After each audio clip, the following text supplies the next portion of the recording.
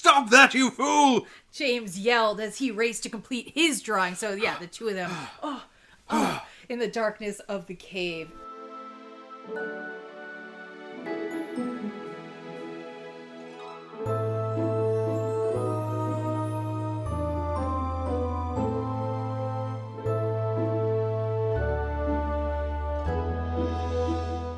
Hello, and welcome back to Seeker and Confessor, a Sword of Truth podcast. My name's Lauren. And I'm Frank.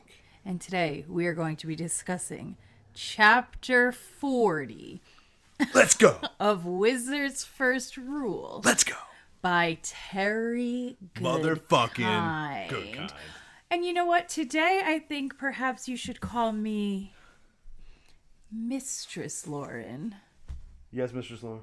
And what should we call you? James.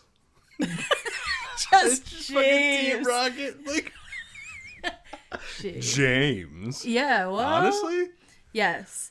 And so we have arrived. We have made it. It is now. The time is now. Time is now. It's been a year. Over. And finally. Finally. Yes. I'm here. Yeah, so for those who are watching, you can see what it is we are so excited about, what we are celebrating today. It is Mord-Sith Day. Finally! What did it say? Finally. Right. Mord-Sith Finally. Day. Finally. It's Mord-Sith Day. We're decked out. If you're listening, happy Mord-Sith Day to you too, even though you can't see me. Give it to your friends and family. Yeah. Oh yeah, you can't see this, but this is quite something. Here's the thing. I'm a little upset. I'm reusing the Shota wig. I don't know why all the baddies have red hair in this universe so far, so I've been able to reuse it, but I don't imagine my girl, Mistress Denna, has bangs. It was working on not. Shota. Yeah, it is kind of giving me like an innocent look or something that's not working for her. Yeah, I think one of the Mord-Sith would be like that style, but like not, I don't think it's not her. This one. Yeah. And she has a braid, as we all know. Frank did in fact try to braid my wig. Mm-hmm. It didn't work. No, her hair got braided into the wig. It was a whole thing. So anyway, closest we're gonna get. Yeah, I kind of look a little girlish. I'll try to bring the attitude to make up for it. That shouldn't be a problem for you. We'll see. Sometimes I get in character. And then Frank, yes. Frank also, actually, your costume is really giving. Thank you. Giving what? Artiste? Yeah. Yes. It's like you're almost like clip art. That's how I am clip art. That would be my magic artist name, clip art. You look like a clip art man right now. You don't look real. Is that a good thing? I don't know. You look like you jumped right out of the story. That's all. Excellent. I am the Wish. This is the Wish.com Mord-Sith right now. The Mord-Sith at home.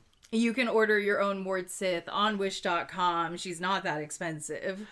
Link below. Use our referral code. We have to decide on our pronunciation. I think they told us. Should we look it up? Denna? No, Denna. I think is Denna. Okay. This little Aegis, Agel. I'm not saying Agle. No. Agel. Should we look it up? Sure. Is it Agiel? Agiel? That's what I think. I'm not taking any mistress serious. I can't look. Today we're going to have trouble because I can't use my computer. Yeah, that's true. Because of my gloved Mord-Sith hands.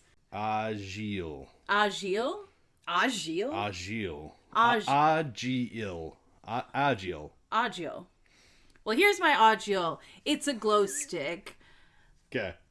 Yeah, it looks great. It kind of looks good. Good. They don't canonically glow. That is way cooler to have like a matte red moment, but they canonically glow in my mind. They're magic paint sticks. I think they work. What do we think about the visual of it glowing? I love it. Okay. Yeah, looks like it would hurt. You think? Yeah. I hope. So, we've been so eagerly anticipating this moment, and now that we're here, how did the introduction feel? Did we enjoy the chapter? How did the Mord-Sith intro feel to us? Like, let's just do overview before we get into it. I liked the chapter overall. Me too. It wasn't as good as the last chapter. No. It had it had like two currents running at once. One I didn't like that much, and one I liked a lot. So it could have been edited probably into a really sick chapter. But it wasn't. So we got what we got. And overall, I liked it because Dami Mommy's here. I think it was a pretty good chapter for Terry. Yeah, it didn't hit the heights of the last one. No. I don't know, kind of close. The second half of it really was fun. It was fun. Absolutely. It was silly, but it was fun.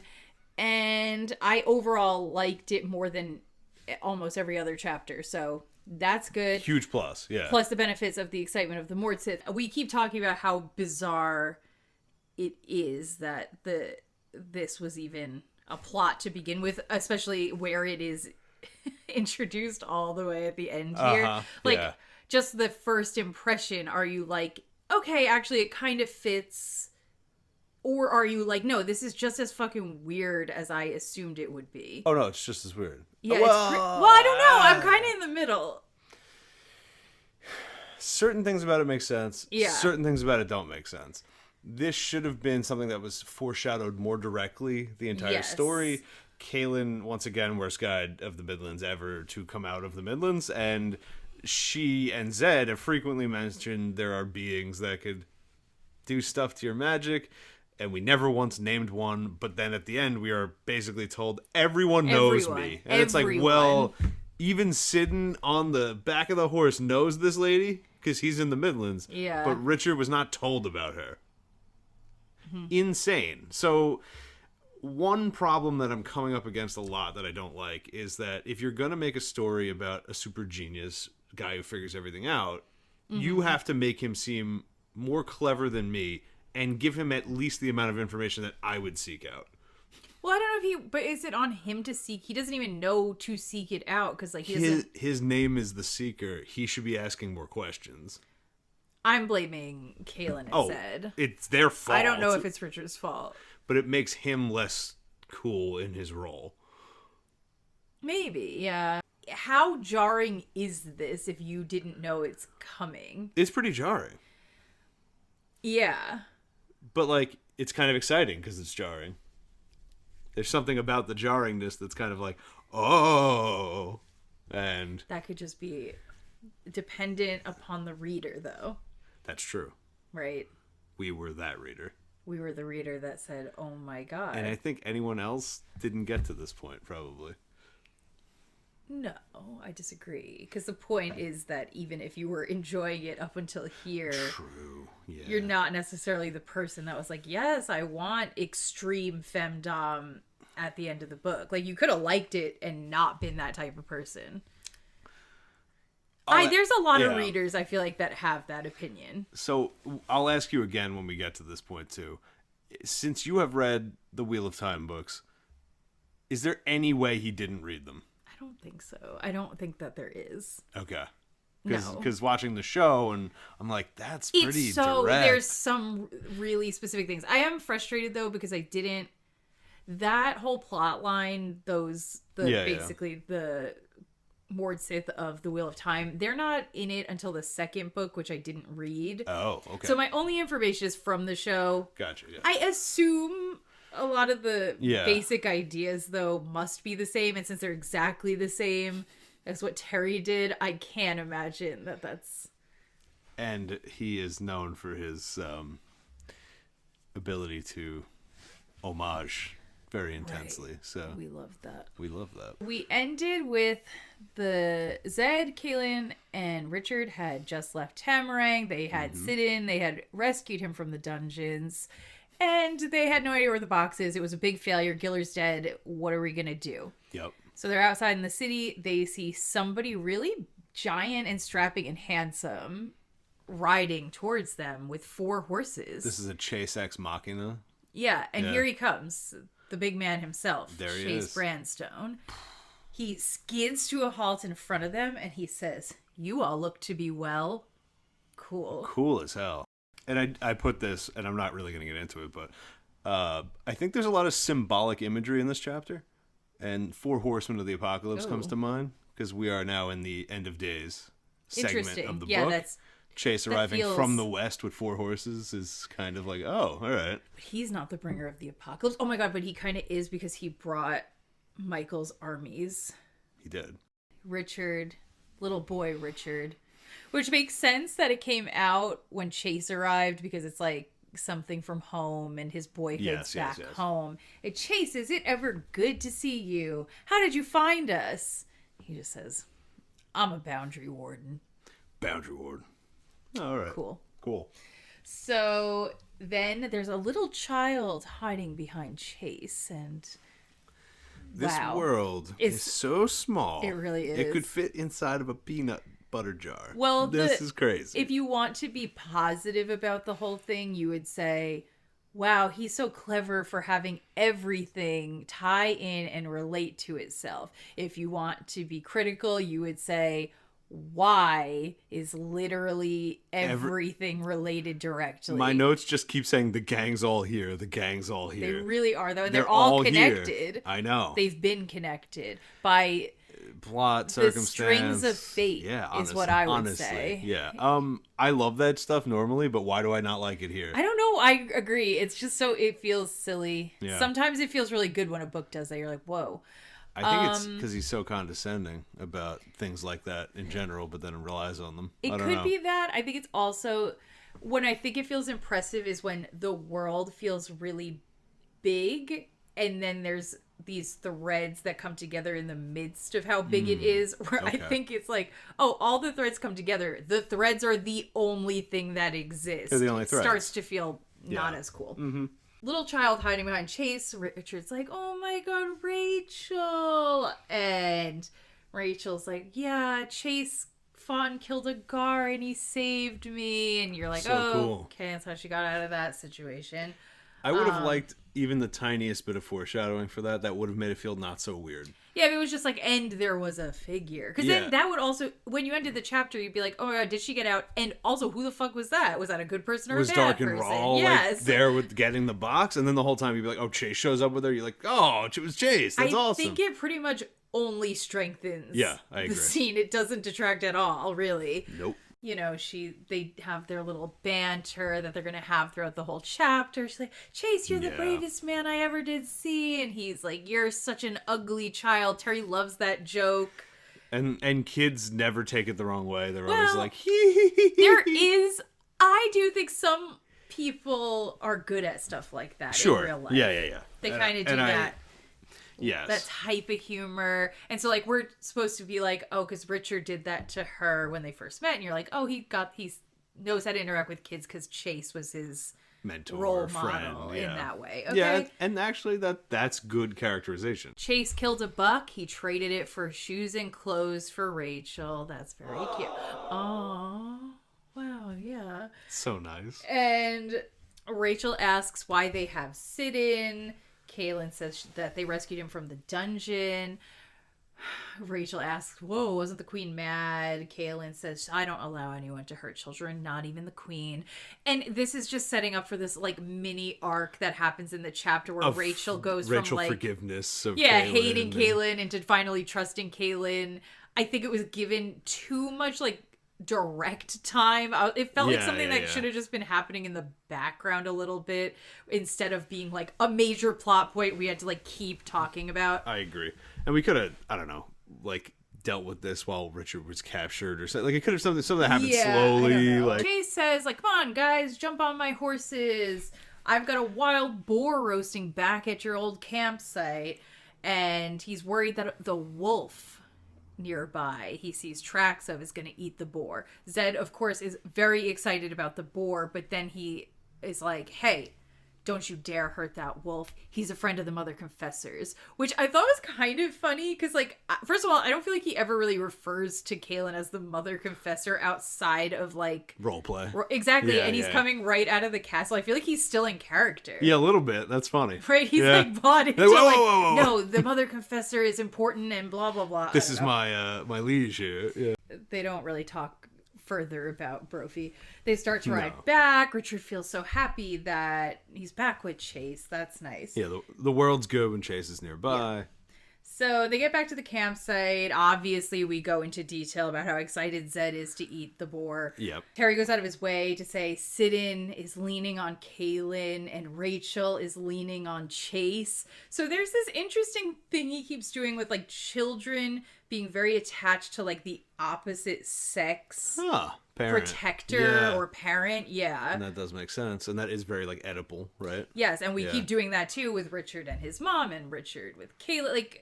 We keep doing that, right? Like, I just think it's interesting. He keeps making it that, like, Rachel is really obsessed with Richard and Chase, and Sidon is really obsessed with Kaylin. So, like, there's something going on there.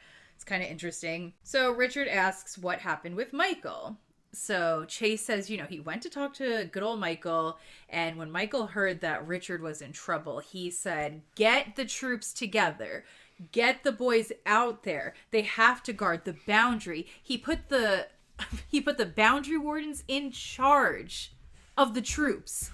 So then they were protecting the boundary. The boundary dropped, and Michael said, come on, boys, my brother's over there. We're going in.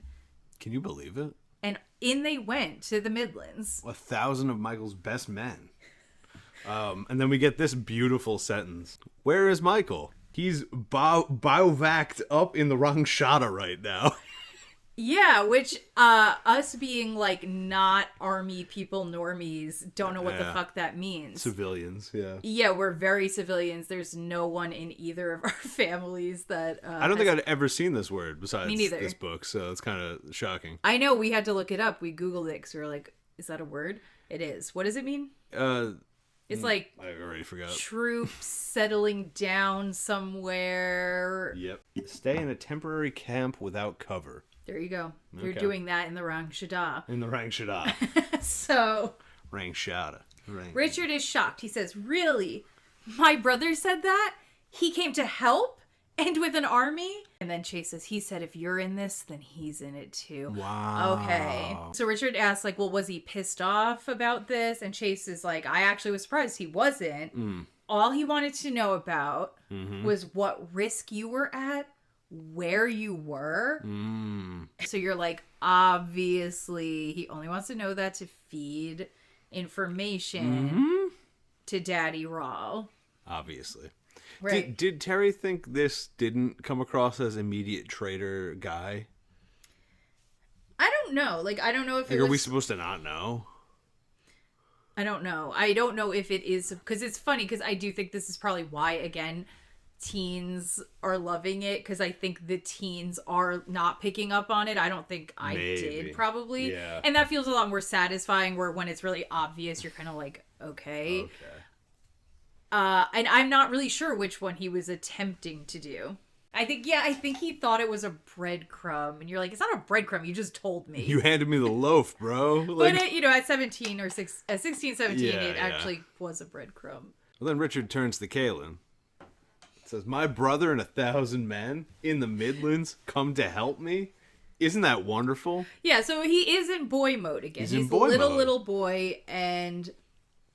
Kaylin, though, she doesn't say anything. She just smiles at him. Because we questioned that way early on. She kept doing that every time he would talk about Michael. She would, like, not give him any opinion. When he would say good things, she would just, like, smile or kind of, like, deflect. And, yeah, I do think it's intentional. I think Kaylin knows Michael is a bad guy. But, okay, if Kaylin knows Michael's a bad guy... And I get it in a lower stakes situation where it would be like, oh, I don't want to break this poor boy's heart, even though I know his brother is a shitty person. Yeah. But it does seem important for her to speak up now if she thinks there's any chance this is not real and Michael is a traitor. I don't think she even thinks that. I think she's just like, I had one interaction with your brother... And he was like kind of trying to like squeeze me up in the middle of a room of people. Maybe it's just awkward. Maybe she's like, oh, he is being good, but also fuck him, so I'm not going to comment. Yeah, I kind of think that's what it is. Oh, okay. Yeah. So she doesn't know he's a traitor. I don't know. Maybe she does. Well, then she should have fucking said something. So Chase says he saw their trail going into the Agadan Reach and he was convinced they were dead. And he didn't believe that they were alive until he saw their tracks coming back out. And... Richard's like, oh, did you go into the Agadan Reach? And Chase is like, I'm not stupid, so no, I did not. Facts. And he asks how they got out alive. And then right as Richard's about to tell him the tale, Rachel screams. Of course she does. And then we look over, and it's because Brophy's The there. gang's all here. The gang's all here. She sees a wolf. She goes, oh my God. Then she screams. Brophy says, Rachel, is that you? Rachel, is that you? You sound like Brophy. I am Brophy. Brophy, how come you're a wolf? A kind wizard turned me into a wolf because I asked for it because I really respect the species. You understand, right? Richard understood. Let me give you a Wikipedia rundown about wolves. Wolves are loyal and protect their young. He doesn't actually do that part. Kind of a little bit, though. No, I mean, he just is like, he's trying to, like, make the story palatable for the child. Yeah. And he's like, I really liked wolves, so I wanted to be one. And a nice wizard named Giller did that for me. And so then Rachel's excited because she's like, oh my God, I love Giller. And all my favorite people are here. Yeah. Okay, everyone knows everyone. Rachel knows Sidon. Brophy knows Rachel. Rachel knows Brophy. Brophy knows Kaylin. Yeah, everybody knows everybody. I don't know. It's just how it is. It was, again, the strings of fate wanted them to meet and have the box of Orden and whatever. It was a prophecy. Yes, okay? It was.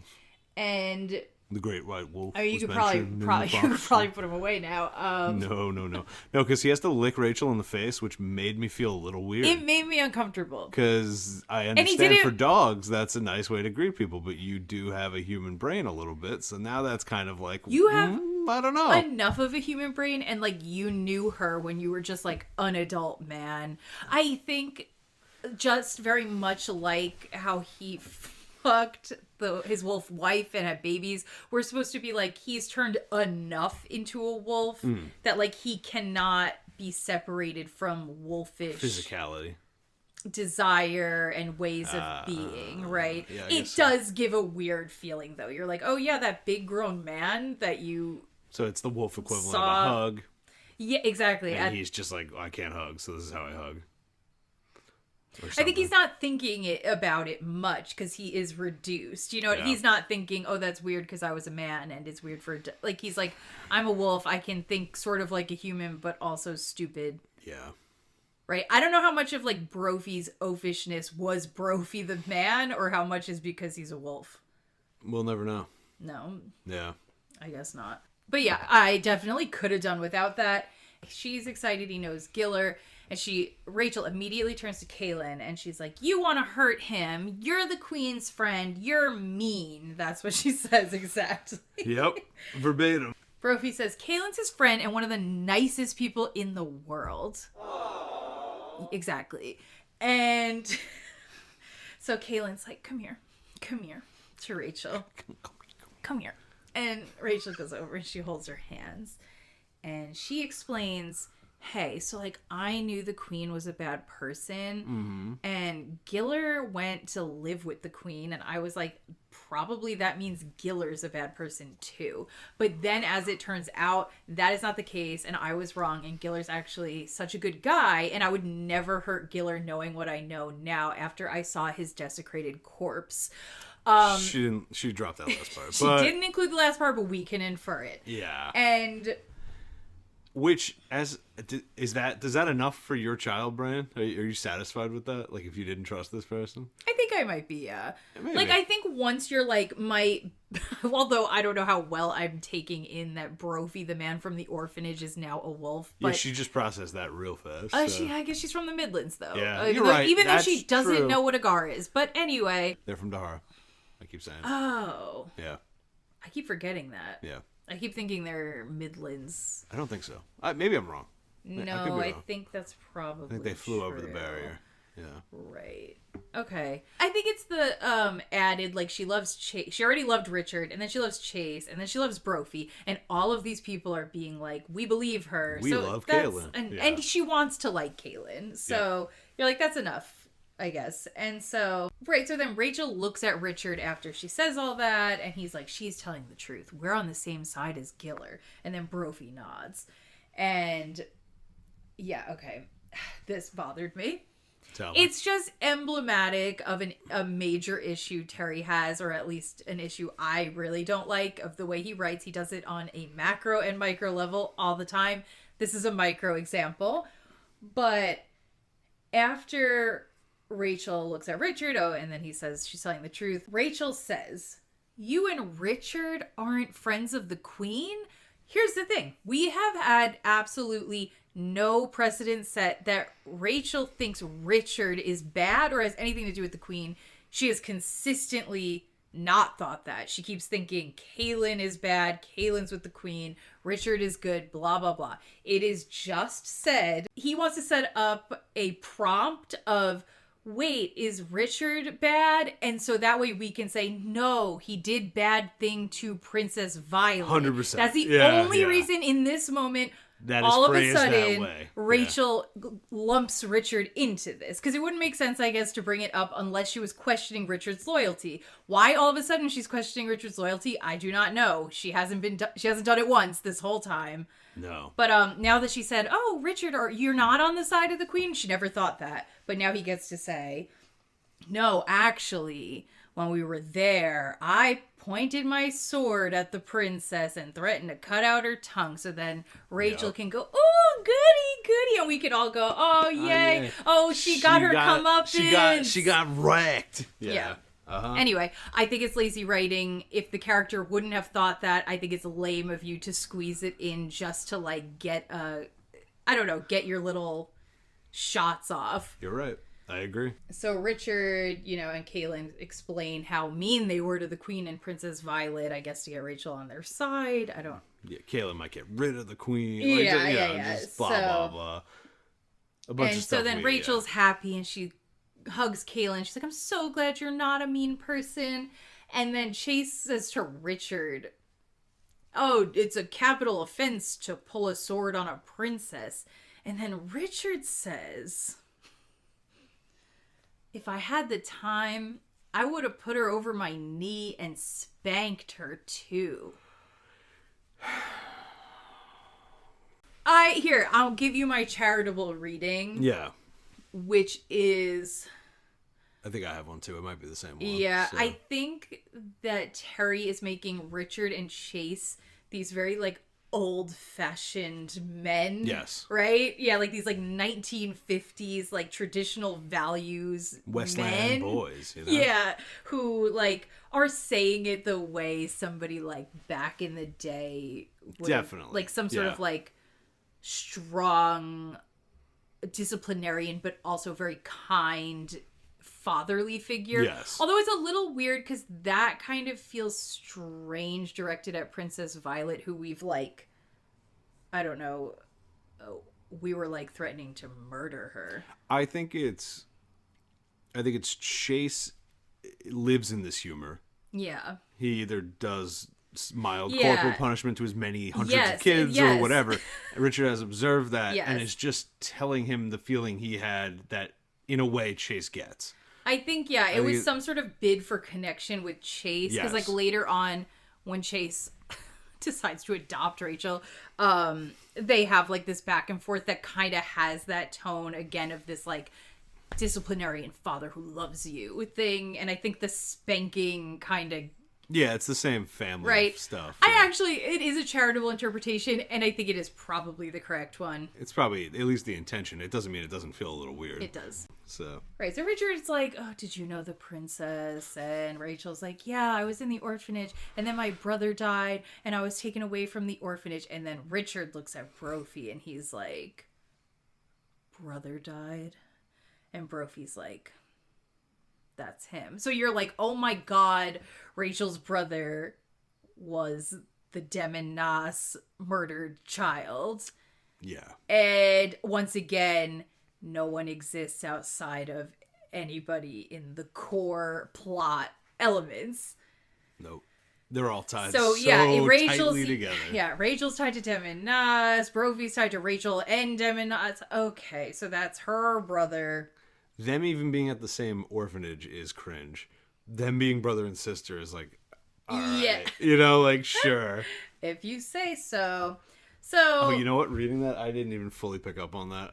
They like winked, and I'm like, they did. What the fuck? How is this? Oh, okay. Rachel says the princess was mean to her, and then like Richard starts putting everything together, and he's like looking at the loaf of bread she has with her, and he's like, hey, did Giller help you to like run away? Because she says the princess was mean and she ran away, and then he's like, did Giller help you run away? Because like this little girl's talking about Giller a lot. Sure, yeah. And she's like, yeah, he was going to run away with me, but then this mean man, Darken Rahl, showed up, and he couldn't come with me, and he just told me to hide for the winter. So, like, yes, I was fine with Richard knowing it's in the bread and knowing she had it. At this point, it was pretty obvious. You could put it together. Yeah.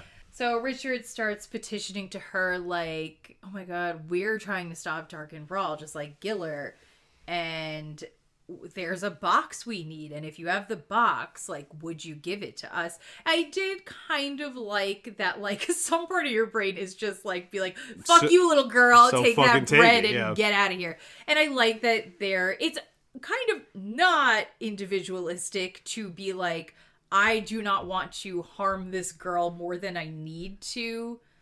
Yes. To get the thing I need. It's like, I'm sure if Rachel was like, no, you can't have it, at that point they would have been like, well, too bad. I do need to take it. Child, I'm taking it. But I like that they were like, listen, if she'll give it to us and feel like it was her decision, that'll be better for her in the long run. Let's try that first. And sometimes we get on these little modes of like making Rachel's best day possible is the most important thing. We love to give the kids everything they want. Everything, which unless is fine, but you're a little too naughty. And then fuck Darken you. Rahl's gonna rip you into pieces, fuck you, and then. we're gonna leave your corpse all over the Mud People's village. Yeah, so she's like, yeah, you know what? I do have that box. It's in my bread. It's hidden with magic. And Richard, freaks out. He hugs her. He picks her up, and he's like, you're the smartest, prettiest, bestest girl I've ever met in my life. And everybody's laughing. Yeah. And then Richard goes to, like, give the bread to Kaylin or Zed. And they're like... And then Zed says, the Seeker found it and the Seeker should open it. So Richard has his grand moment. Cracks open that baguette. Yep. Out comes a jeweled... Look at that. That's sourdough boule. And so, like, Richard's like, he takes it out. He knows from the Book of Count of Shadows that the jeweled box is actually just like... outer covering. Just an outer covering. There's a real box inside of that. This is a weird thought that I had reading this, and I'm going to try to explain it to you. I really like the brain space that Richard goes in whenever he's thinking about the Book of Count of Shadows. I agree, yeah. I don't know why. There's almost like a music to it in that space where I'm like... I don't know. Every time he goes there, it just feels like really cool to my brain. I don't know why. I love that you love that. Yeah. It's like a little safe space for him. Yeah. He dedicated so much of his formative years to thinking about this thing. It feels like a flow state, but like I don't know how Terry got that across. Yeah, he says he even knows how to take the cover off if he wanted to, because he knows everything about this from the Book of Count of Shadows. Yeah, he can just do whatever he wants. And he's so excited, he runs over to Kaylin and gives her a quick kiss on the lips. She freezes and does not kiss him back. This was weird. Was it? A little bit. Why? I didn't think it was. She just panics when she's touching people, like, unexpectedly, which I understand. She's so tense about it. Yeah. I don't know how to explain. It's like, all right, so Richard was overcome with emotion in that moment, right? So he gives this quick, like, victory kiss, like, on the docks in World War II. Like, that's the vibe, right? Maybe it's weird. It feels weird because this is the first time Richard has been overcome with a positive emotion. Okay. And he's done something non-logical. Like, he does it with anger frequently. Yeah, what's weird about that? It's probably the first time we've seen it, so it feels a little like, I guess it felt interesting. Like, I guess, I don't know. I'm like, yes, it is not something he would normally do, but given the situation, I think this would be the moment to be acting, like, flippantly like this. He's just fucking pumped. I guess I was wondering, was he overcome with the situation... Or did he feel like he deserved a reward? Oh my god, that is such like... Because we did just get a couple of comments of him being like, oh, her in that dress. Oh. And I'm you like, are really Is he like super horny for her right now and he's like trying to like claim the princess because that he is won? Such a terrible reading of this. Like, you could read it that way, but that's such a, like, you're really assuming the worst of him. I'm assuming I'm shocked. Mild malintent. Wow. That can come out when people are very excited. I'm going to defend him and say, no, I don't think so. And also, I'm going to back it up with textual we love analysis. That. Yeah, give me it. Because I kept saying through the whole... Point to your notes with your Agiels. Let's take a look at the chart. Okay. I think that our boy is in little boy Richard Westland mode, as I have mentioned. You have. Multiple times. You have. That's true. He is acting a little boyish right now. Yep. He is consistently with Chase, with everything. So to me, I think that's part of the through line of the behavior. I see. He's being like young boy, almost like teenager level. That's why he's picking Rachel up. I think the text is pointing at a good intent on his side. Fair enough. That's what I would say. Okay. That's my defense of Richard. I don't know. I mean, like, I get what you're saying, but like... He's just normally so controlled, and I'm like, is there a chance this man has this little bit of a like, I'm going for it. I don't care. I really something. Don't think so. All right. So, okay. You know. Yeah, so he gives her the kiss. She freezes. They kind of like look at each other. He says, I'm sorry. And then she says, all forgiven. And she laughs. Yeah. So then they all eat and they're happy and they tell funny stories. They set the box of Orden on a rock. They're all looking at it. And they're all just hanging out. No wizard's web. No hiding spells. No nothing. Yeah, I guess who knows. They have the best meal of their lives. Which, we took the time to say they're telling funny stories, and including Chase telling tales of the foolishness of bureaucracy in the field. That was the only specific thing. Not a single real tale, because God forbid we expand the world. But foolishness of bureaucracy in the field. Which absolutely hardens the point that Chase is just a 1950s house husband of a certain type. Well, he's like Ron Swanson, like. Well, yeah, but also I do, because I was just editing the previous episode, and we were saying how we were trying to figure out why the fuck Queen Milena had all those barristers, and we were like, what is all this? Yeah. And then we were like, oh, he's making some stupid joke and commentary about, like, if you have too many people on staff, like, everything gets too complicated. And you just start executing farmers. That's what happens. And then on top of it, we were saying how, like, Kaylin was acting different, and we were like, it's because he's reinforcing, like, it's good that she's the last confessor and doesn't have to deal with a group of confessors. And then we have Chase being like, when you get all these people together, it's bad. It should just be me, Chase, running in with 75 knives. Can't stop me. Warden. Anyway, it's just more crazy. Of that, like, yeah. If the government or any collective tries to do anything, how horrible is that? Okay. How horrible is that? Then Chase says he's bringing Rachel home with him, and she's gonna live with his family, and she's got to listen to rules, and the rules are she's got to call him dad, and she's got to play with her brothers and sisters, and Rachel's so happy. Oh. Did you do that on purpose? I thought it was another aw. I clicked the wrong one. Oh no. Oh my god. Okay, not that. Yeah, not. Cut that, not that. Okay, so that's nice. They brainstorm how they're going to keep the box safe for the next month. They kind of go back and forth on, like, should we leave it with Michael's troops? Then they have thousands of soldiers defending it. And then they're like, yeah, but the more people you have defending something, the more obvious it is where we could, like, hide it with one guy. And we've proven that Darkenhall can kill hundreds of people with no effort. Well, anyway, and despite that, they decide it's still better to bring it to the troops. And we all know Michael is going to take that box and bring it right to Darkenhall. That's correct. Yeah. So that's that. Traitorous snake, Michael.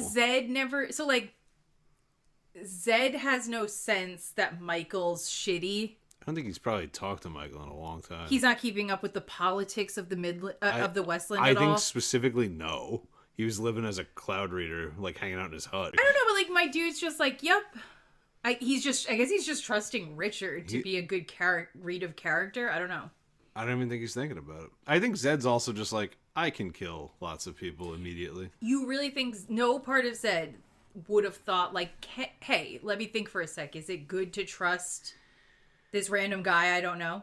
I've learned one thing from these books. These characters will spend, like, hours debating a topic, but they will never think about it beforehand. If Zed is Zed, he's so smart, you can't trick him, whatever. Untrickable. The second they're like, oh, this guy with his army is here. We're going to go the box of Orden. Yep. We're going to give it to him. He doesn't go like, wait, hold up. Who the fuck is this? I need to know this person. He should know him. And I think the implication is he does. Okay, then if he does know him, why doesn't he know? Why isn't he a little suspicious of him? Maybe. And his character. Maybe that. Because that means that he got tricked. Michael? Wizard of the First Order. Holy shit. Mm-hmm. Yeah. So they take off in the morning, heading to Michael's troops. Zed is the one in charge of the box. He has it on his horse. It's wrapped in cloth. Richard feels very vulnerable. He's like, I feel like someone's going to know we have this. They approach a big wooden bridge over the Calicidrin River. Cool. It's funny because, like, they make a big deal about the bridge right now and Chase's feeling about bridges. And we had our moment with the wooden bridge right at the beginning of the journey. Yep. Terry has some sort of theme and feeling about bridges being dangerous. Yep. And I guess I'm like, okay, metaphorically, bridges being like going from like one state of life to another, like transitional periods. Yeah. He's saying that is a dangerous, sensitive time. I think that's what he's saying. What would you call the boundary? A transitional state. Yeah. Yeah, but I think story's full. Right, and they're trying to do a transitional state from searching for the box of Orden to protecting. Having and protecting. Right, yeah. So like, I think the bridge is a symbol for that. Chase sees the bridge and he like really makes them go fast with the horse because he says bridges are the bane of the unwary. So it's like, yeah, if you're going through a transitional period, be on alert. Makes sense. Yeah. I buy that. I kind of like that concept. So because you are always probably at your least observant when you're everything's changing in a liminal time. Yes, true. Yeah. So they're going at a full gallop and Richard slams right into an invisible wall. Think Harry Potter in the Chamber of Secrets trying to get into platform 9 3/4. Wow, that's a throwback. Right? Yeah, so he hits the loading zone in his PlayStation 2 game, trying to leave Grand Theft Auto Island or whatever the fuck it's called. Yeah, so everyone like turns around, they're like, what the hell's wrong with you? And he's like putting his hands up, he's like, there's a big wall here, I can't walk past it. They turn clipping on, I don't know. Yeah, they keep going in, like Zed and everybody's like walking right through it. And anytime Richard touches the wall, he feels dizzy and sick, which I was like, ooh, don't like that. I hate that. Don't like that. I'm nauseous. Yeah. And then I liked that Zed is trying to figure out what it is, and he holds Richard's hand and has him touch it, and Zed can like feel what he's feeling. Like, what, I don't know what sort of magic this is, but I like the idea of it. No, that's cool. I want 75 times more of that. Yeah. That's exactly what I want. So Zed, when he feels it, seems to know what it is. Hits him with the bags, double bags. Yeah, he does. He says, bags. He's so mad. And he says, it's a keeper spell. A spell drawn by that filthy artist, James. Get fucking capped, Richard. It activated when you touched it. Once you touch it, it starts to pull tight like a trap. If we don't get it off you, it's going to shrink until you're all that's in it and you won't be able to move. And the touch of it is poison. So when it's closing in around you, you will either die of getting crushed or poison. We were like, why do you need both? You don't need both. Why do you need both? Just make it poison or just make it... Yeah, just make it like poison and it stops your heart if it gets all the way to you. I don't know. Kaylin's like, we gotta go erase this spell drawing. And she knows where the sacred caves are, so you find out, oh, okay, so the drawing is in the sacred caves. I don't hate this. No, but I also love the the lore immediate, like, just lore inclusion of, like, yeah, Richard, Zed can send spells through your body, and these need to be done in sacred caves, which there are some over here, and I know where they are. They should have been, now understanding how the court artist works, they should have been way more concerned about this. Why is he a court artist? Why is he not just hanging out in the caves all the time? I know, I was literally like, why is he not just, like, a cave artist? I guess actually, maybe it makes sense. He hangs out in court to be like, don't fuck around. I'm gonna go to the cave. So he has to be in court to know who to go to the cave and fuck up. Can anyone do this? It seemed suggested, like, yes, because they're not all James's. No, yeah, that's true. Spells. But maybe it's like. But, like, do you have to be this particular. Maybe it's like a bloodline. Artist or maybe it's like artist magic man. I think that's it. Yeah, right. No, but Richard does it. Well, Richard has magic. Richard has war magic. True. Well, okay, so war magic encompasses art magic. War magic encompasses anything you might need at any moment. Could Zed do this? Could Kaylin do this? Can only James and Co do this? Like, we don't know. I don't know. I don't think we'll get an answer for definitively, but. So Richard's like, no, you guys are not coming to the sacred caves with me. I'm going to the sacred caves alone. Yeah, like, we have the box. I get his argument. He's like, we have the box of Orden. Every single human being needs to be, that we could put with it, should be with it, because it's going to end the world. So, like. That is exactly the argument that they all told him in the beginning. Yes. And they don't want to hear it now. And it's so funny. I feel like everyone goes along with it very easily except Kaylin, which tracks because Richard does that all the time in the reverse. Zed tries to push back. They all try and push back a little bit, you know? Not really. Well, I feel like because Zed says immediately, like, oh yeah, you're right. It's probably a trap and he wants us all to go. Yeah. Which I guess it wasn't.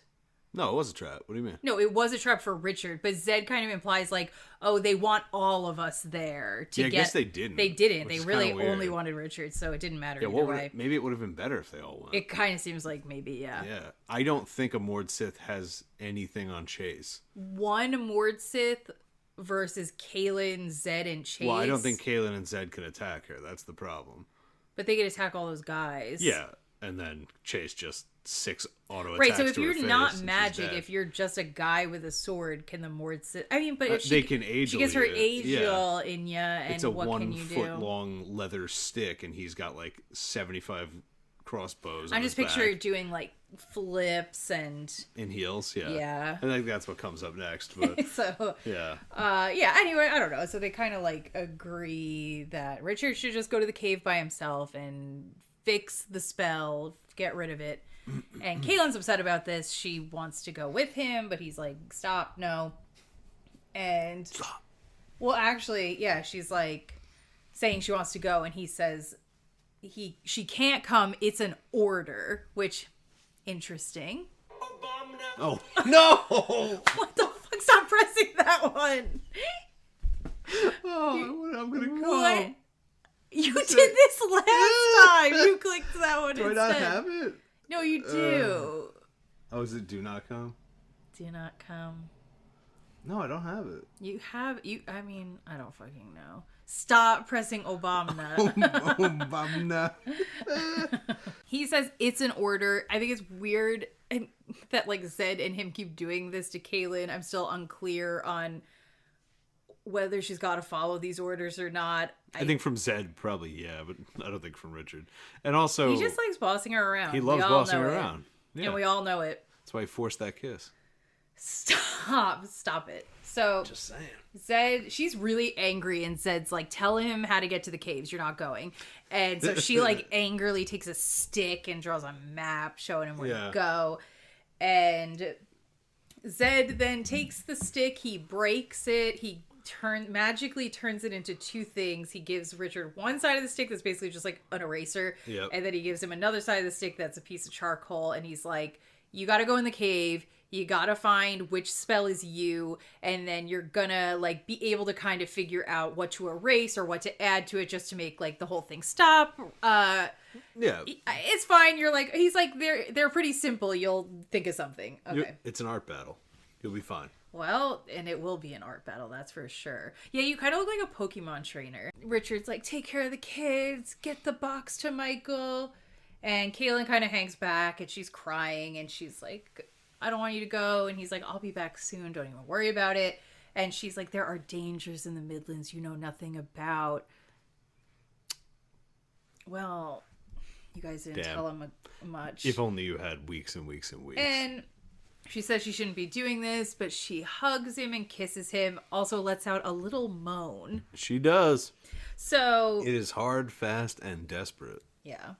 Yeah, well, she wanted to leave her mark before he got in somebody else's hands. Listen, the touch of her lips on his, the little moan that came from her, and the feeling of her fingers through the back of his hair make him forget his own name. Which... Oh, no. Yeah, it is. I just sometimes am like, why are these things so horny? Like, I'm like, would this be when you'd be getting horny? When you got the poison spell wall caving in on you? Maybe in the Midlands, yeah. Maybe, I don't know. Maybe poison spell walls or... You know, my libido would be offline at this time. It'll come back online in... The second Mistress Dana shows 10 up. minutes. Yeah. But right now, I don't know how into you're it bottoming out on the bridge? Yeah, I don't think it would be working. But okay. They have like almost this like romance book cute moment. And she gets on her horse and she says, don't you dare do anything stupid, Richard Cypher. Promise me. And I didn't write down. I promise. He says, I promise. Yeah. I promise. Then you have this scenic, she's taking off on the horse and he whispers to himself, I love you, Kaylin Umno. Oh, yeah, good. But also, yeah, in his head, the worst line, he didn't tell her that he thought letting harm reach her was what he considered stupid above all else. Well, you know. Oh, you didn't like that? It's kind of cute. It's kind of cute. It's kind of cute. It's consistent characterization at the very least. Absolutely, So, which we need. Let's skedaddle here. We're on a horse. We're getting to the caves. We get to the cave. Get to the caves. I don't care. There's a lot of description on our way there. I don't fucking care. Nobody's scared. Skip this page. I'm a bad bitch right now. I don't give a shit. I want to talk about Mistress Denna and James, okay? That's it. Here we go. And James. and James. Wait, you're so Jesse coded right now. Yeah, I guess. The red hair. Sure. Yeah, I don't know. Was she a top? Kind of. Jessie? Yeah. James is the bottom. Yeah. Definitely. We hit the caves. Whew, we're there. Okay. Let me set the scene. He goes inside a cave. The walls covered in art. Yep. Some good, some bad. They're spells. Bad things are happening to the little stick figures in the art. Some of them are drinking poison. Some of them are surrounded by poison. Some of them are losing their crops. Their crops, yeah. Lots of things are happening. They're bad, though. Nothing good? Like, why was there not a good... Yeah, wait, I thought this. I was like... These are sacred caves. How crazy can I get in here? That's right. Like art power seems nuts. I need to know, right? Because I'm like, okay, let's stick even in the negative. Can I be like horde of buffalo coming for you, and will it happen? Horde of buffalo. Do you know what I mean? Holy shit! Hey, what if I'm like comet streaking down from the sky and landing on you? Will it happen? She said level 9 meteor swarm. Can I do it? What can I do if I say, ooh, sea monster coming out of the... Can I manifest creatures? What can I do? I mean... Right? I don't know what the limits are. And how does this work with the additive and subtractive magic concept? Because if I say, oh, I want you to... I don't know. Like, yeah, where's the limits here? And then, can I do good things? How did it get set up to be, like, only bad? What if I was like me, but gold bags? Yeah, no, so why was there nothing good in there? It seems like there would have been. Maybe it can only be negative. Maybe. So this evoked a lot of things for me. This is part of the symbolic imagery. Okay. They're sacred caves. I'm thinking caveman type drawings of like early Plato's man. cave. Yeah. Like we're evoking yes. and like he's going to the back. It's like he finds himself in there. Like there's a lot of like his shadow. He was in. Okay. So, right. Yeah. I don't know. He gets to the cave. He's in the cave. There's tons of art. He's trying to find his art. He can't find it. Yeah, there's like so much of it that is hard, which makes sense. So he does notice that there's like a recurring spell that like seems to be drawn a lot. That's like a little map with a person on the map, and they have a circle around them that has a skull and crossbones. It sounds like it's just like a circle with a line through it, and there's a skull and crossbones. Yeah, I took it like it's just a circle, and then connecting the circle is a skull and like it's like a poison symbol. I'm not either way. Whatever. Well, whatever. Yeah. He picks up on like it looks like it's That's depicting the keeper spell. That's what's happening to me. So he's looking for the one that like he thinks is him. Sure. And he goes in a little bit, and then he's like, all right, it's too dark to see. I should go grab a torch, because there were torches outside. Yeah. And then on his way back, he realizes it's closing in on him so much so that, like, he cannot get back out of the cave, which I thought most of this was pretty good. It did make me feel claustrophobic. The tension was good. And, yeah, so, like, the wall's shrinking, and he's like, fuck, I can't get the torch. So then he's like, I do have the Nightstone. If the need is great enough. Right. I could use it. Probably a bad idea. But he's like, the shadow things take a while to show up. So maybe if I do it real quick, I'll have enough time. Yeah. He decides logically that, like, maybe people are drawing the newest spells as far in as you know, for the new space. So he's like, I'm going to start instead from the front. I'm going to go all the way into the back. Kind of like set myself up and like quickly use the Nightstone. You're like, good plan. So he does that, but then like he's looking around, and the shadow things are in fact manifesting, calling his name out. And so then he finally does. He like keeps, I kind of like the imagery. He keeps like taking the Nightstone out quick, looking around, turning it off. And then like positioning himself, turning it on real quick, doing something, and then turning it off. And I pictured like, I don't know, you know that like horror movie trope where it's like the light comes on, the thing is there, it goes off. Yeah, I think it's like that, it's but scary, the book but version. Good, yeah. You're like, that's good. I liked that. And he does eventually, he sees one that has a sword that says truth on it. So he's like, that's it's gotta me. be me. That's me. But it's too big. That's the problem. He's like, I don't have enough time to, it's huge, and he can't erase the whole circle. And he's like, if I erase a tiny bit of the circle, see, now my brain, like, magic-wise, thought, like, if you just break the circle, the whole thing would go away. Sure.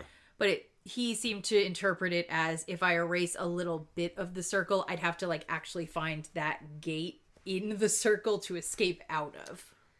And that Which it could have been either too. way. Yeah, if it's like a metal ring. Yeah. What if you erase the poison symbol instead? Then right. It's just, well, then it can get crushed, I guess. I don't know. I don't know, but I was like, I feel like I don't know. I guess I feel like circles, for some reason in my mind, magically need to be complete. Correct. And if they're broken, the whole thing goes to shit. But maybe that's fairy not rules. True. But maybe art spells have a little bit more power. I don't know. He's like, all right, I'm going to erase the sword, and maybe that will make it so that it's not specific to me, and it'll go away. But the spell had cash and remembered him anyway. It didn't seem to work. So then, out of the darkness, coming from the front of the cave, someone's approaching, holding a torch. And it's James. He's here. Hey. Thought I might find you here. I came to watch. Anything I can do to help? Oh, that's so good. It's exactly what I pictured.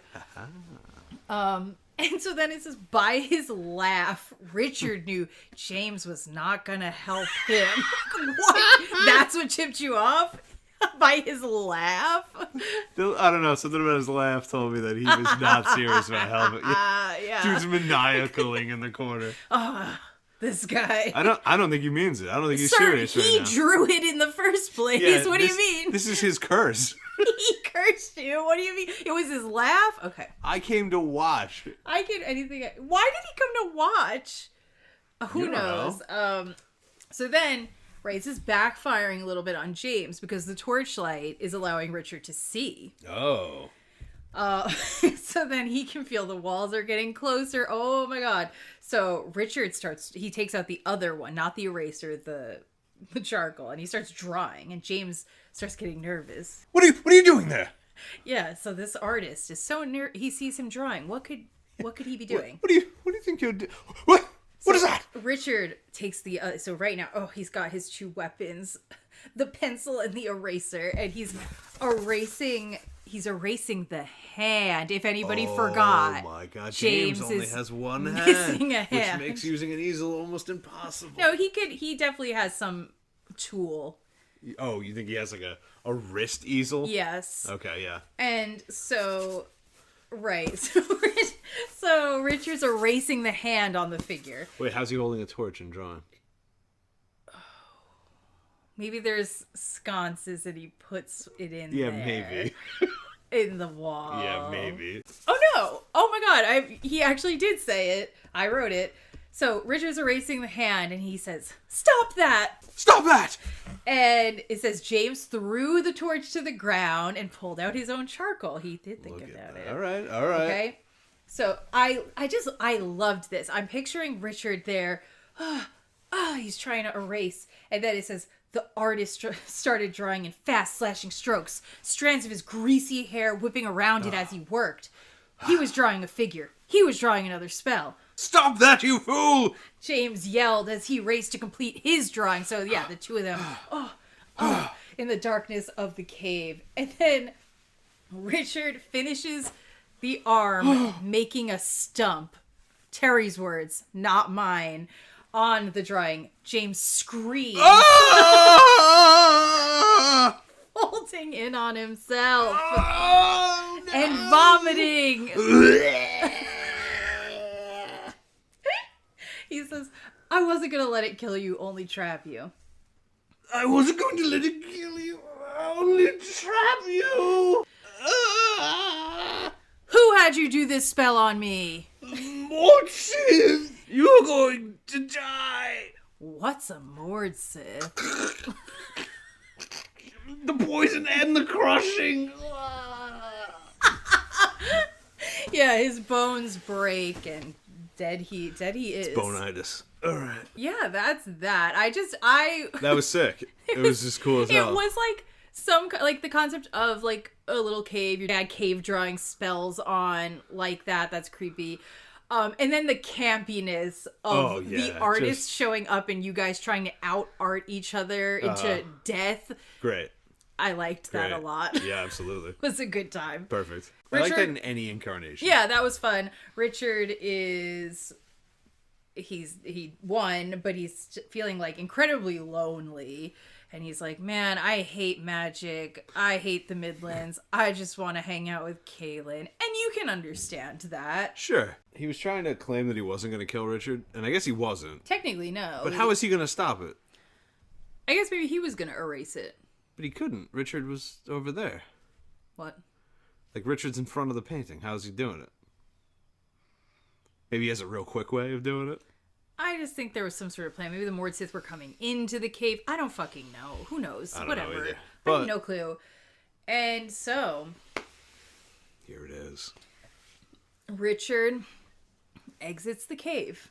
Yep. There's a ring of soldiers around the entrance of the cave, blocking him in. Uniforms of dark leather and mail, swords over their shoulders, battle axes on their wide belts. Trying to paint an image, right? These are all guys. Warlord dudes. At the lead, facing the cave, facing him, was someone different. A woman with long auburn hair. On the battlefield? Pulled into a loose braid. She was sheathed in leather from neck to ground. I don't know. I thought that was an interesting way to put it. Okay. Cut to fit like a glove. Ooh. Fetish gear. Blood red leather. The only deviation from the blood red of it was a yellow crescent and a star across her stomach. I've never seen a depiction of their costumes, I feel like, with that. Yeah, no, me neither. I guess because of the show.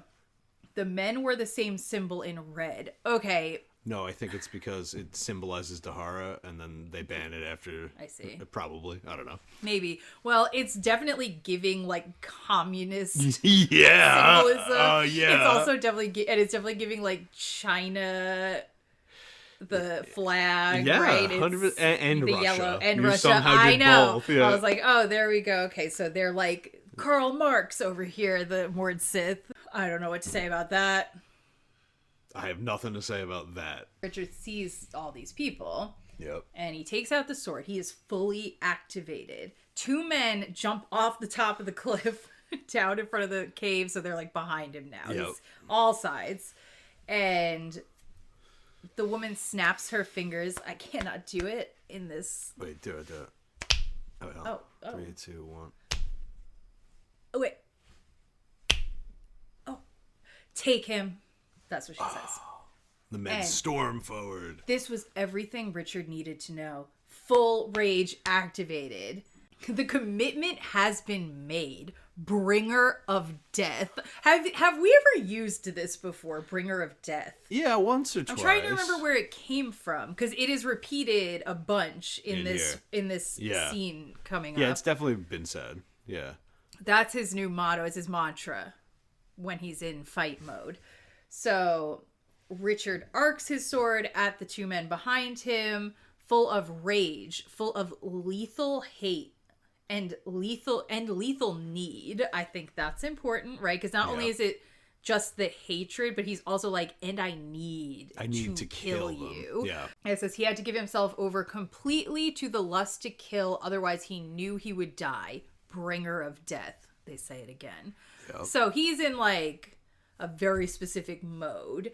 Other than when he killed the quad guy who was going for Kaylin, has he been in this mode? I guess killing the shadow things. Like, what else has he done this? Ever? I don't know. It just sort of had a tone like this wasn't new. And I was like, I feel like he's never really done this before. I guess he's been dwelling on the fact that he's gonna do it. Yeah, you're right, actually. He hasn't killed that many people yet. Not really. He will, but... Yeah. I thought it was a cool description when he goes for the 2 guys behind him. It says, twin grunts at impact, twin wet thwacks like ripe melons hitting the ground. Insides turned out in long red ropes. The top halves of their bodies tumbled as the legs collapsed. That's a cool description. Yeah, very cool. So 1 slash, 2 dudes dead. Boom. So now Richard reorients his anger at the woman. And he's screaming. See, apparently he screamed the whole time he did that. And he's still screaming. And he turns at her. And she just stood there with a hand on her hip. Like, a little smile. Yeah. And Richard met her eyes with a slight alteration of the course of the sword. So it too would meet them, her eyes. Like he's trying to cut her head in half. Her widening smile only fed the violent fire of his wrath. Their eyes locked together. The sword tip whistled around toward her head. Bringer of death. 3 times. But the blade never reached her.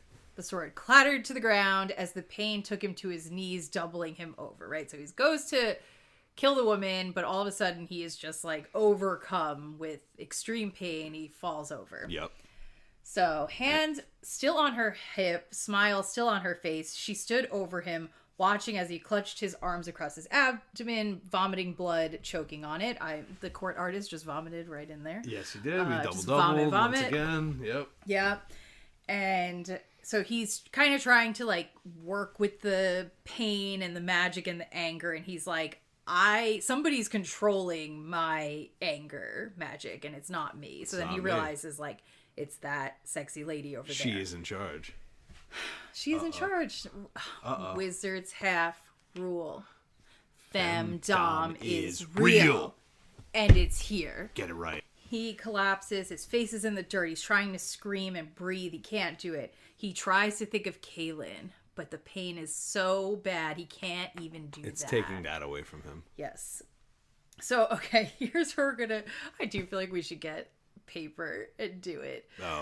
We were really trying to figure out there's like 2 times in here where we're describing what she is doing to him. It sounds cool as fuck. It's hot and cool, but it is not possible. But I'm really trying. I don't know if you could do it. I don't think so. This first one, maybe. It's later when I'm like, I really don't think that made sense. No.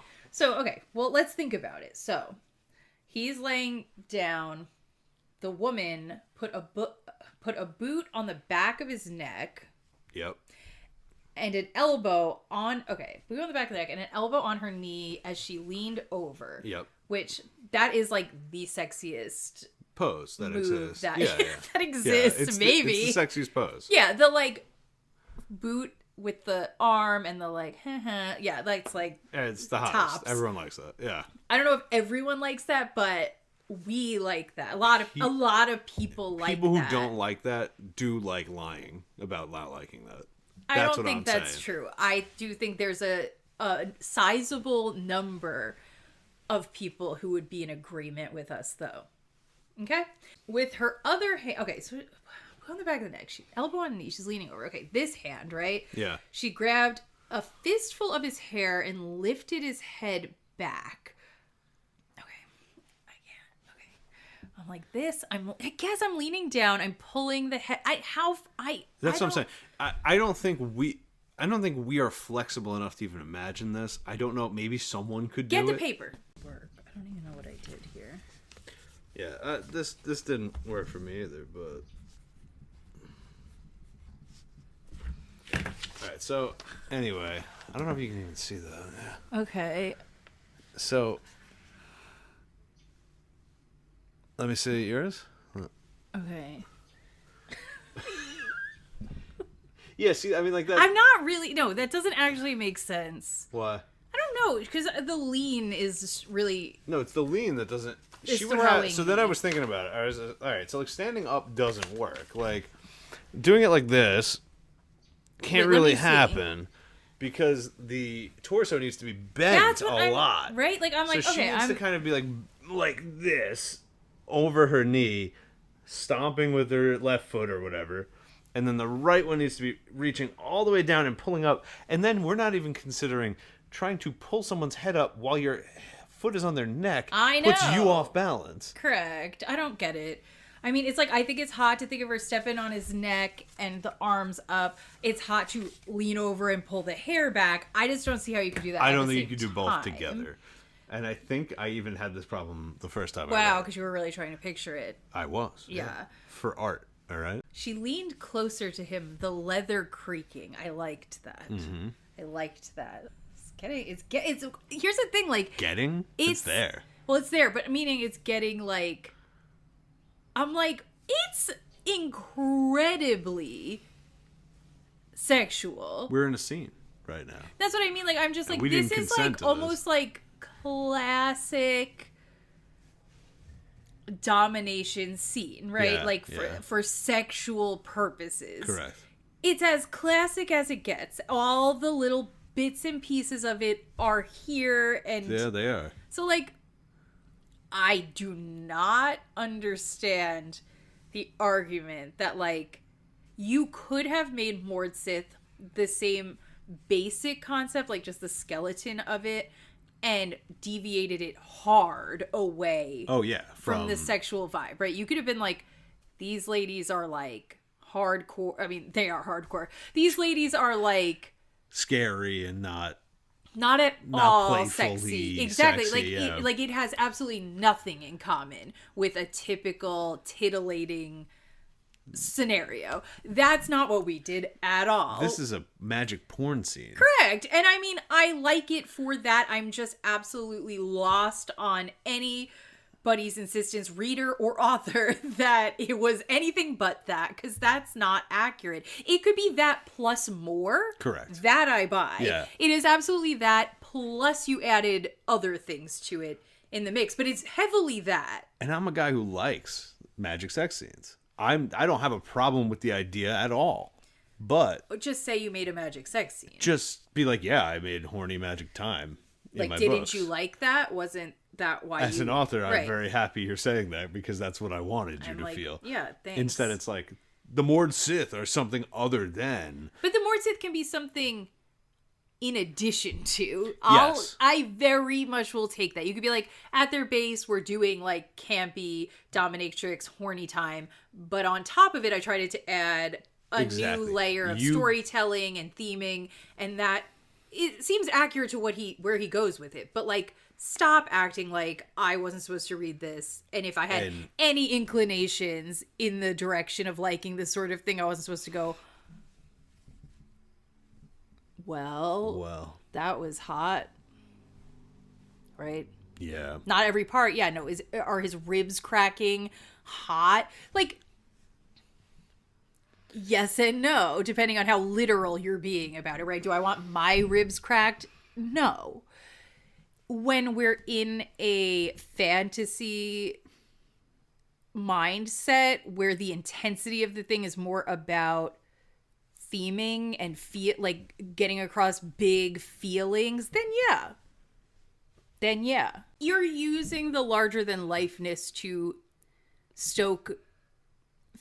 reinforce the themes that are hot. So you're saying, yes, she is powerful. That's sexy. He is under her control. That's sexy. Let me take that to some of its most intense conclusions. How can I make her seem so powerful? And how can I make him seem so under her control? Because it's a story. And I'm just here to like play and poke at those feelings. So in that circumstance, then yes, breaking his ribs is stepping on his neck, reinforcing all of those and dirt in his mouth. Yeah, all these things are things you can do to increase those feelings. But then it also, on top of it, can be just the story in the sense that it is that he's just a guy and his ribs are breaking, and he's also like, get me the fuck out of here, right? Yes. All of those things can exist at once. Yeah, you don't always have to read things from like a childlike perspective of like the hero's getting hurt and I hate that.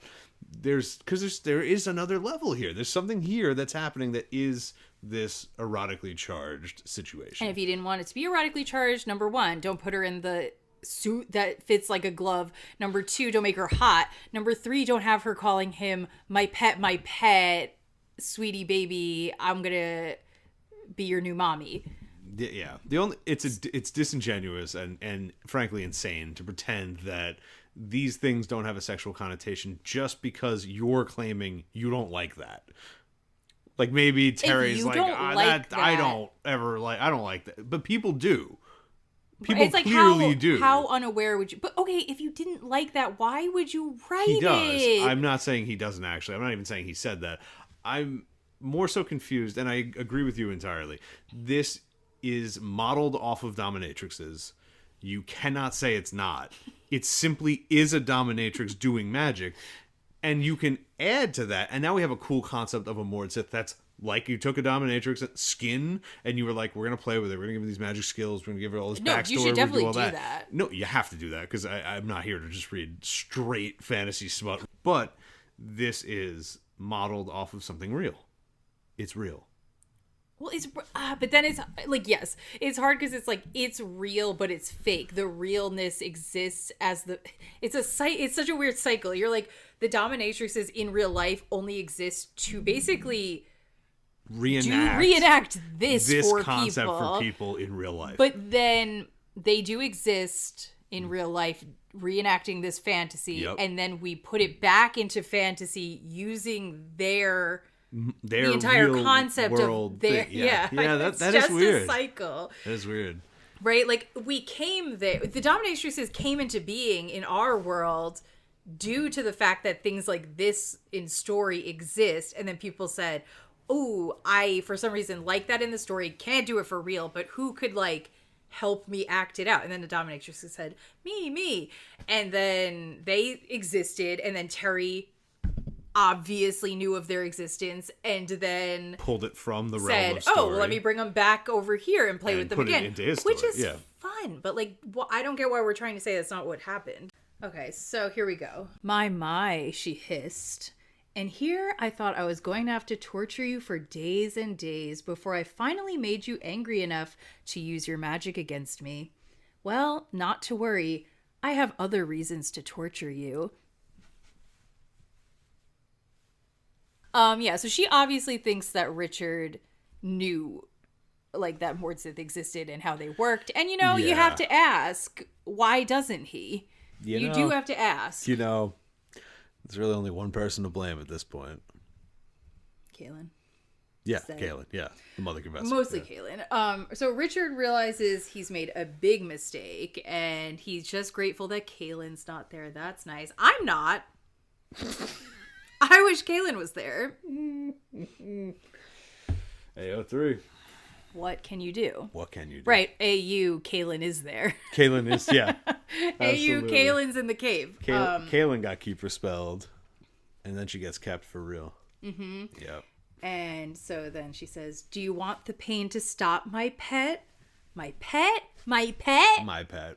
The question enraged him. His anger at her, his want to kill her, twisted the pain even tighter. No. So I do love obstinate Richard. Yeah, brat here. Richard King. Absolutely love that. Do you want the pain to stop? No. No. That's a great answer, really. She shrugged, dropping his head. Fine by me.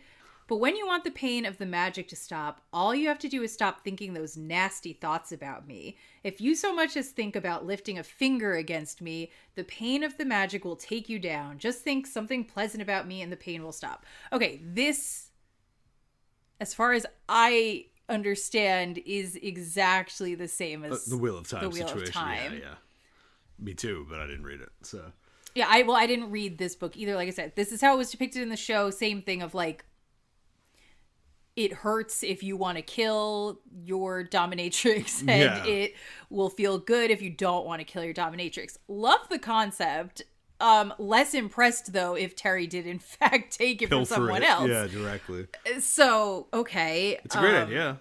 Very fun. It's a fun idea. It is fun on both a plot level and a, like, philosophical level and a, like, wow, magical, like Stockholm syndrome level, psychological. I don't know. I like it on that level. And then it is a fun fantasy concept. Oh, yeah. Like sexually, right? Absolutely. The like, I'm being forced to, you're going to do bad things to me, but I'm being forced to essentially like revere you and eroticize you has a lot of fun power play and tension. Oh, yeah. Absolutely. So tell me, my pet, did you try to use the magic on me because you are a fool? Yes. Or because you fancy yourself as brave? No, not that one. And then he says, who are you? Who are you? Boot on the neck. Okay, so she took this, I really don't get. She took a fistful of his hair again, lifted his head, twisted it around to look into his eyes. So that, I'm now imagining she's like squatting and twisting it and looking, you know? That's the only way. Twisted what around? His head. Because his head's like in the mud. Oh, I see. So she's turning it to look at her to the side. I like that. I know. I know. I know. Oh, I like that. Oh, no. I like that. Okay, sorry, my Agiel hooked into my wig and...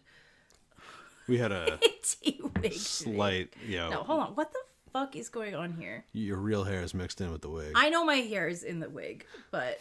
So he asks, who are you?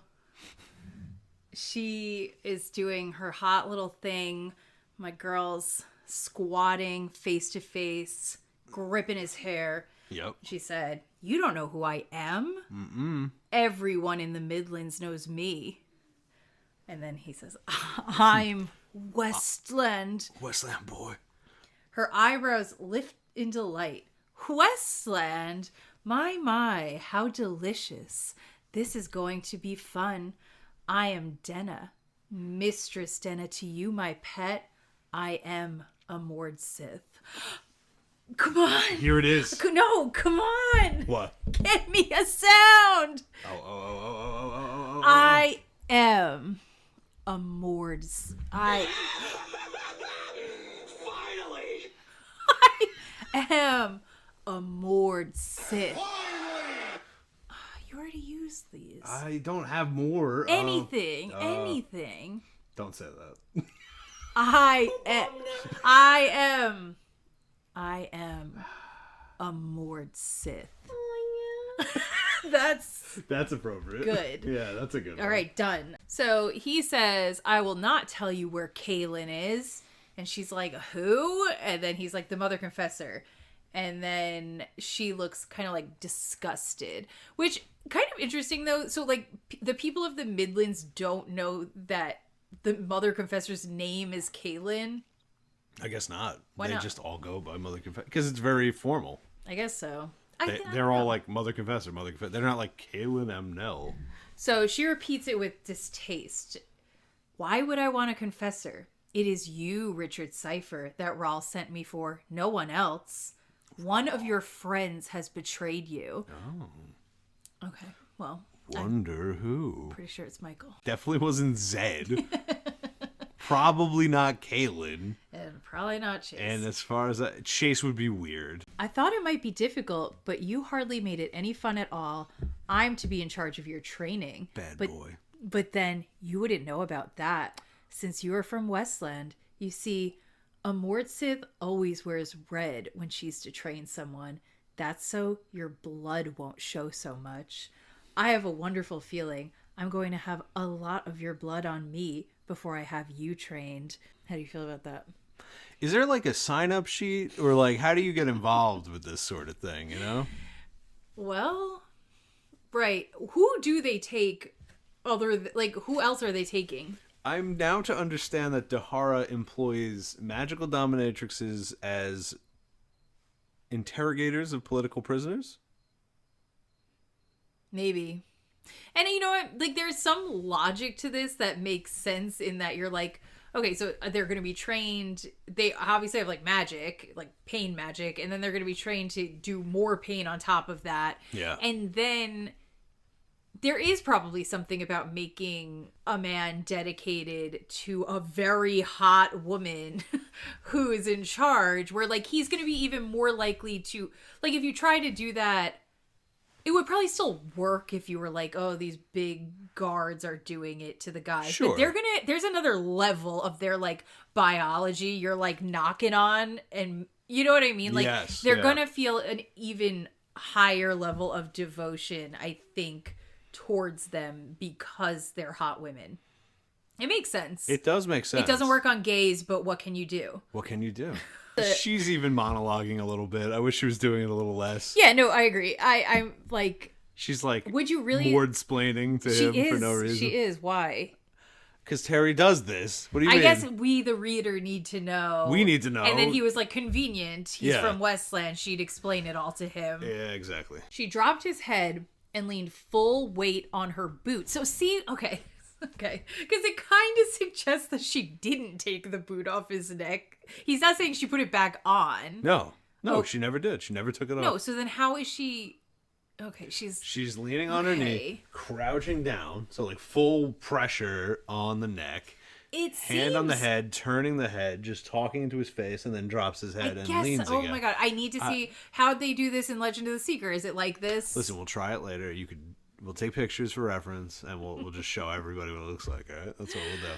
Yeah, the Mord-Sith OnlyFans honestly would probably make a killing. That would make a killing, actually. I don't think it would, actually.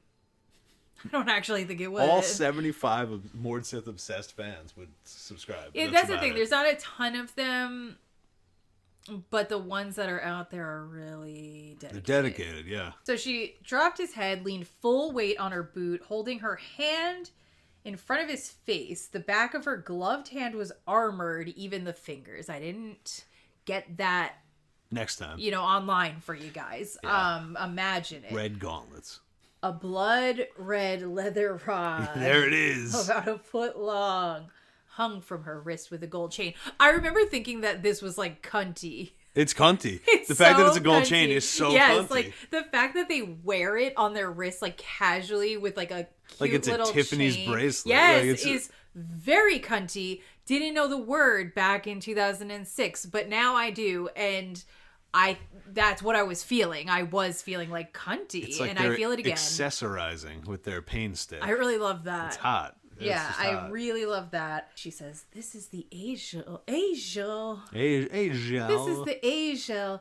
This is part of what I will use to train you." She gave him a smooth smile, arching an eyebrow. Smooth smile, arching an eyebrow. Yeah. Curious to see how it works. Yes. Boys? Yes. Okay. So she pushes it into his side. Uh-huh. Something like that. Yeah. And he was like thinking like, I'm not going to react, but he screams anyway because it's just that painful.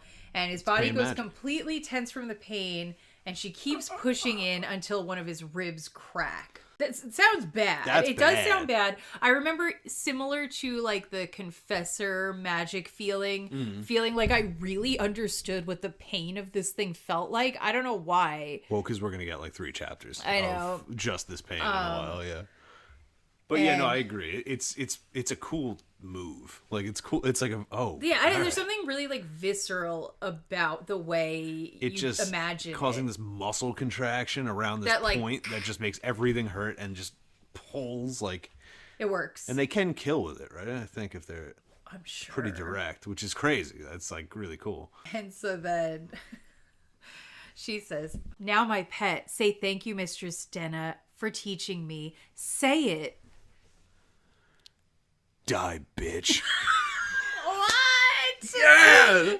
My boy! Bitch! Die, bitch. Holy shit. Yeah. Well, I do love that for Richard. I love that. The cock on Richard is huge right now. I know they're gonna get him, because how could they not? How could he withstand it? But like the fact that even that is cool. It is cool that in that moment he still said, die, bitch. That's it. And it's like partially, I feel like the Seeker's anger and Richard's anger just working in tandem and just being like... Yeah. Well, does he still have... how much access does he have, Well, he's getting hurt with it, so I don't know if he still has the anger too. Right. Or maybe this is the realization that like a lot of that's mine. That's true. Yeah. Yeah, I love the die, bitch. Bitch. Richard would never, in this entire book, say something that directly like, fuck you. Bitch. Yeah, like I simultaneously, just depending what level we're taking it, I'm like, I love her. I'm going with her. And then I'm also like, no, yeah, die, bitch. Die, bitch. Like, they both are true at the same time. I feel both, yeah. When he says die, bitch, he is mentally envisioning his sword exploding through her head. Yep. Like, okay. And then she gets a little orgasmic she loves shiver. It. She loves She's it. Like, it says she shuddered, half closed her eyes, running her tongue over her upper lip in ecstasy. Oh, that was a deliciously naughty vision, my pet. Which, okay, so does she have... So she can see what he's thinking? Yeah. But like, all together, or only when it's specifically directed at her? I don't know. Wanting to hurt her? I think it's that, but maybe it's more. But again, that's so nebulous. Like, which thoughts can... Like, what checks off enough... I think maybe it's just projected imagery of, like, being like, I want you to die. Maybe. You know? And it's like, oh, well, I saw that one. Yeah, so she saw him trying to, like, shove the sword in her head and explode it. Like, she's like, Can't wait to beat that out of you. Yeah. Of course, you will learn to be seriously sorry you did it. Training you is going to be exquisite fun. Too bad you don't know what a Mord-Sith is. If you did, you'd be very afraid. I would enjoy that, but I think I'm going to delight in surprising you even more. Richard maintained the vision of killing her until he was unconscious. Hell yeah. Sick, bro. King shit. I know there's a lot of people, though, that are like, I got to this point in the book, and then rightfully so, we're like, oh, this is horny. Mm-hmm.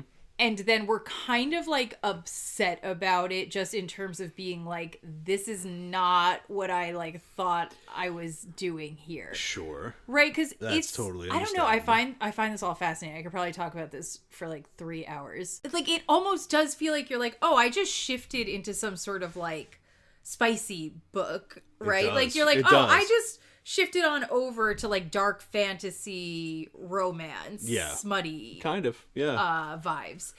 And so, like, while not at all in the headspace or in the cohort of people who would be upset to arrive there, I can understand. You're not balking at it, but you could understand balking at it. Well, if it's not your thing, if you're like, I don't find that fun, I don't enjoy that, I definitely think at getting all the way to chapter 40 before that tone is ever introduced is just so strange.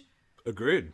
I feel like I pulled up, like, lit erotica and was like typed in femdom, and then this popped up. It feels weird because it feels like if you wanted to read erotic energy into a lot of scenes, like being captured in fantasy books, you can. They're in there, being tied, being beaten, being bested. Those things are elements. This is slightly pornographic, whereas those have erotic elements that you can or cannot read into, depending on your prerogative. You cannot read this non-erotic. Exactly. You might not like it. You might not jive with it. But you know. You know it. You're like, yeah, I know. I don't like it, but I know what you're doing. Yeah. And then as the people that are like, oh, I enjoy this, I might read something like this. For fun. Outside of the sort of truth. You get to it and you go, you're in agreement in a way. Boon. You go, yeah, hooray, because that's what you're doing. That is what you're doing. Hooray, we didn't have to go back to the woods and hear them talking about clouds and shit for another 4 chapters. Sure, I'll always take the magical dominatrixes over that. For any reason, but yes. Had Kaylin been building this up, this would have been even more fun. So I don't know why we didn't even mention them ever. Because then it'd be like, oh no, they're here, and then he'd fall for the trick, and then it would just be like, oh no, and that's really bad. We know how bad they are. Well, yeah, because we're saying like, oh, he had Mistress Denna monologuing at him and then he was like, oh good, I have to tell them what they do, and it works because Richard's from the Westland. But it's like, or you could have just had all of that information planted ahead of time. Absolutely. And then she wouldn't have had to say any of that to him. Yeah. And we could have just gotten right into it. And it would have made sense for that to have been done. Why would she tell him? I guess it's like psychological games, though. Yeah. But it's fine. And I think that she could have told him some of those things, and it'd be fun psychological games without it feeling ranty. Yeah. You know? True. There could have been some being like, do you know why we wear and like, that could have been like... Yeah. Are they like cutting off fingers? Are they like pulling fingernails out? I remember him being like... bloodied the fuck up. Me too. I feel like he's in like strung a up bad state by the end of this. And so yeah, I don't know, everything always comes back around to like, I get the arguments where people are like, that's not sexy, him being beaten up like that to that level isn't sexy. And it's like, yes, no, it's not. It's again that thing, I don't know, it's like I just like have a whole thesis about let's hear something. Let's hear. I feel like I need an entire video. Should we do a mini-sode of your sexual thesis? It feels so kind of off topic. Let us know below if you want the sexual thesis mini-sode. Well, okay. Or major-sode if it's going to be 3 hours. It probably is. I guess it's interesting to me because, okay, fine. Terry says, it's not that. But then...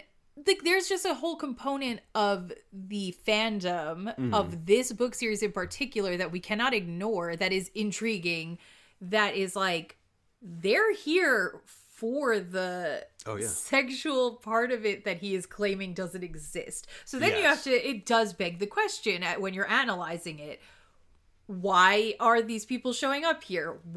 How are they engaging with the work mentally? Why is he saying that wasn't the intent, and despite that, here they are. Like, I just find all of that very interesting. That usually doesn't happen too much, No, like, if people are showing up to ACOTAR being like, me came here because horny for dark fantasy man, the author's like, correct, and that is what I did it was for. Was the point, a little bit. Where it's funny if, like, everyone showed up to ACOTAR doing that, and she was like, what? No, I didn't want you to think they were hot. You'd be confused. I was just investigating my Gaelic roots and the original origin Outlander. of Fae. Oh, yeah, yes. Like, this is just a historical drama. I just want... Jamie Fraser is a wonderful, enigmatic, historical figure. You guys want to have sex with him? Like, that's so weird to me. What do you mean? Yeah. I wonder if Robert Jordan, since he did a like similar dynamic. What's his take? What's his take? Does he have any opinions about the sexuality of the of the elves? Is that what you're thinking? Does he have any? That's such a deep cut. Oh, the sexuality of the elves. Yeah. There was just a moment online for some reason where every time the Keebler elves account would post something of like an ad, everybody would comment saying, what is the sexuality of the elves? Anyway, that's just in my brain. I wonder if Robert Jordan had anything to say about the sexuality of that dynamic. I'm gonna look. I have to now knowing that they're in the second book, I feel like I have to read it both compare because notes and I like to read that sort of thing, and also because I want to compare it to this. Yeah. So definitely. Maybe I'll do that. I think you should. I don't know. Any other thoughts? You listen. I'm extremely excited to keep going here. I can't wait for more. And I'm very ready to dive into this and see just how how intense, how weird is it? How, like, what are the elements? Is it more of just this? Is there, like, do we get deeper than this? Like, what kind of feelings are going to be he's gonna have to do the thing, which is start thinking nice things about them, because he's gonna, yes, bottom out at some point on the pain. And then I think he really is gonna be in love with them. And then what does that mean? Like, what does that metaphorically mean to Terry? Especially if this is not sexual. What's the concept I honestly don't know. It's like anger at women. Like, what are we doing? Like, what are we saying? I mean, it could just be like, I guess, an exploration of like, I don't know. Like, it could just be like an interesting philosophical exploration of just like, yeah, if you're in this scenario, how would you feel about these people? And then it's kind of leaving the questions open to be like, and is that real? Those feelings, are they not real? How bad is it to have that happen? Like, I don't know. That actually is interesting, open-ended. Like, I enjoy, maybe we'll see this part, because I'm hoping it is like that, where it is just kind of this like weird, open-ended, like, what do you think? Feeling to it. Like, well, what do you think? This happened to him. How would you react in this situation? Sure. Is it good or bad? What parts are good or bad? Is it real? Is it fake? Whatever. And then also because it's in the fantasy horny realm, it's fun and well written and ticks all the boxes and is kind of an exciting, good time. And it is weird that he's good at this in this way, but also never really committed to it either. That's true. That is weird. That's interesting. Oh, just final thought. Interesting that the at least two of the types of women magic right now are forcing you to love them and forcing you to love them. I know. It literally is. One by obliterating your soul and one by capturing your magic. It's so interesting. It's kind of misogynistic, but it is what it is.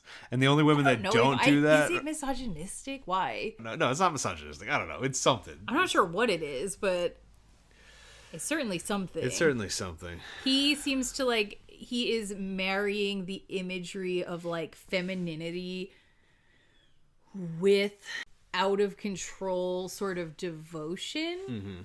And I think there's some like extremely broad pattern, like gendered dynamic that exists like that is like historically, women being like beautiful, and part of the culture is us being like visually appealing, and then men kind of having this like goo goo gaga, I'm a simp, I'll do anything for you thing going on. Yeah. And I think he's just sort of like playing with that feeling and creating magical means of which it exists and is hella amplified, right? Yeah. That's what I would say. Okay. All right. Well, I hope you guys enjoyed my art. My angel. Art and angel. Draw. Draw. What does it mean? Tune in next time to find out. We'll see you next 2 weeks. Bye-bye. To prevent the world from devastation. I'm not doing it. All right, bye. Bye.